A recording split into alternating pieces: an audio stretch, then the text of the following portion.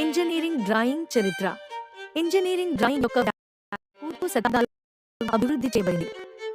2200 బీసీలో నివసించిన ప్రజలు సున్నపురాయి స్లాబ్లు మరియు పార్చ్మెంట్లపై వారి భవనాల వివరణాత్మక ప్రణాళికలను సిద్ధం చేయడానికి ఉపయోగిస్తారు.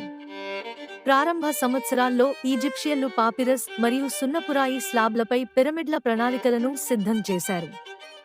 ఈ సాంకేతికత రోమన్లచే అభివృద్ధి చేయబడింది మరియు అందుబాటులో ఉన్న రికార్డులు వారు భవనాలు, జలచరాల డ్రాయింగ్లు మరియు నీటి సరఫరా వ్యవస్థల ప్రణాళికలను రూపొందించినట్లు చూపుతున్నాయి.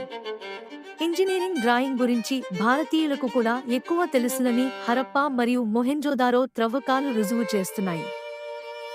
విమాన ఉపరితలాలపై త్రిమితీయ వస్తువులను సూచించడానికి శతాబ్దాల నుండి ప్రయత్నాలు జరుగుతున్నాయి. 15వ శతాబ్దంలో లియోనార్డో డా విన్సీ, ఒక ఇటాలియన్ మేధావి 1651లో ఒక పుస్తకాన్ని ప్రచురించాడు. ఇది డ్రాయింగ్లు మరియు పెయింటింగ్లపై సమగ్ర అధ్యయనాన్ని వెల్లడించింది.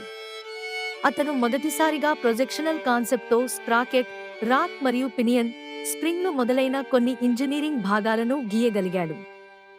ఈ రోజు మనం ఉపయోగిస్తున్న ప్రొజెక్షన్ సిస్టమ్ అనేది నెపోలియన్ కాలంలోని ఫ్రెంచ్ వ్యక్తి అయిన గ్యాస్పార్డ్ మోంగే 1746 నుంచి 1818 కనుగొన్న సూత్రాల అభివృద్ధి.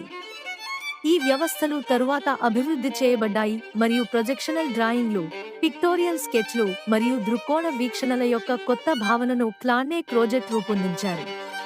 దృక్కోణం ఒక వస్తువు ఎలా ఉంటుందో మరియు అది మన కళ్లకు ఎలా కనిపిస్తుందో చూపిస్తుంది.